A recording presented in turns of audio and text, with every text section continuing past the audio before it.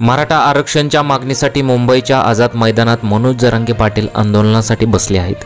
त्यांच्यासह हजारो कार्यकर्ते मुंबईत आले आहेत। आज सकाळी हजारोंच्या संख्येने मराठा आंदोलक मुंबईत आले। सोशल मीडियावरती अनेक व्हिडिओ व्हायरल होत आहेत। नरिमन पॉइंट जो आहे तेथे अक्षरशः सर्व मराठेच दिसत आहेत। भगवं वादळच फक्त तुम्हाला पाहायला मिळेल।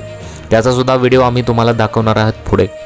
मात्र आझाद मैदान आणि आसपासच्या परिसरात आंदोलकांची मोठी गैरसोय झाल्याची तक्रार आंदोलक करत आहेत। अनेक शौचालय टॉयलेट्स बंद ठेवल्याच्या तक्रारी केल्यानंतर मनोज जरांगे पाटील यांनी संताप व्यक्त केलेला आहे।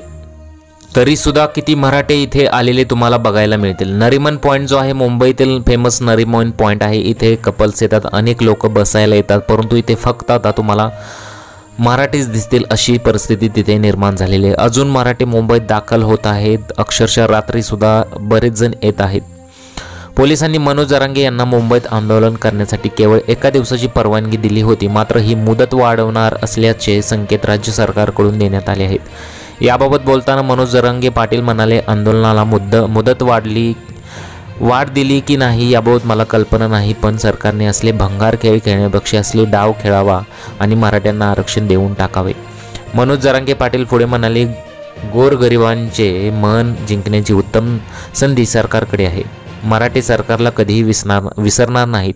आम्हाला आरक्षण मिळाले तर आम्ही सरकारचे आभार मानू। एक दिवस उपोषणाला मुदतवाढ देण्यापेक्षा आमच्या मागण्या मान्य कराव्यात। आंदोलकांना पाणी आणि जेवण मिळाले नाही याबाबत बोलताना जरांगे पाटील म्हणाले, पोलिसांनी आजूबाजूच्या परिसरातील शौचालय बंद केले आहेत। तसेच या परिसरातील चहाच्या टपऱ्या, खाण्यापिण्याचे हॉटेल बंद केले आहेत। आंदोलकांना पाणीही मिळू नये अशी अवस्था केली आहे।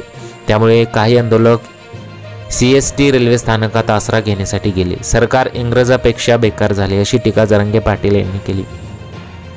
मुंबईत जर आम्हाला अन्नपाणी बंद करणार असाल तर तुमच्याही सभा महाराष्ट्रात कशा होतील हे आम्ही पाहू, असे आव्हान मनोज जरांगे पाटील यांनी दिले आहे। तुमच्या सभांना रेस्ट हाऊसला जाणाऱ्या पाईपलाईन बंद करू असेही ते म्हणाले।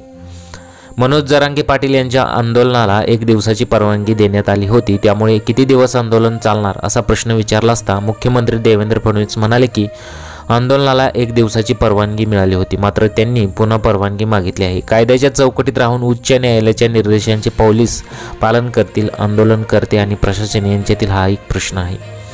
मराठा आंदोलकांनी जेवणाची स्वतःची व्यवस्था केली असून टेम्पोमध्ये जेवण बनवण्यासाठी साहित्य आणि बॅगा घेऊन मुंबई गाठली आहे। तर अनेक जण महिन्याभराचा शिदा, भांडी असे सर्वच साहित्य सोबत आणले आहे। बहुसंख्य मराठा आंदोलकांनी टेम्पोमध्येच खिचडी तसेच चहा तयार केला। अनेक जण घरून आणलेली चटणी भाकर खात होते, तर काही जण मोठ्या प्रमाणात बिस्किटचे पुडे व फरसाणची पाकिटे घेऊन आले आहेत। हा सुका खाऊ घेण्यासाठी मराठा आंदोलकांची झुंबड उडाली। मनोज जरांगे यांनी आपल्या मागण्यांसाठी आझाद मैदान उपोषण सुरू केले आहे। त्यांच्या समर्थकांनीही मोठ्या संख्येने मैदानात गर्दी केली आहे। यामुळे दक्षिण मुंबईतील वाहतुकीवर मोठा परिणाम झाला आहे। सकाळपासून छत्रपती शिवाजी महाराज टर्मिनस ते फोर्ट परिसरात वाहनांच्या लांबच लांब रांगा लागल्या आहेत।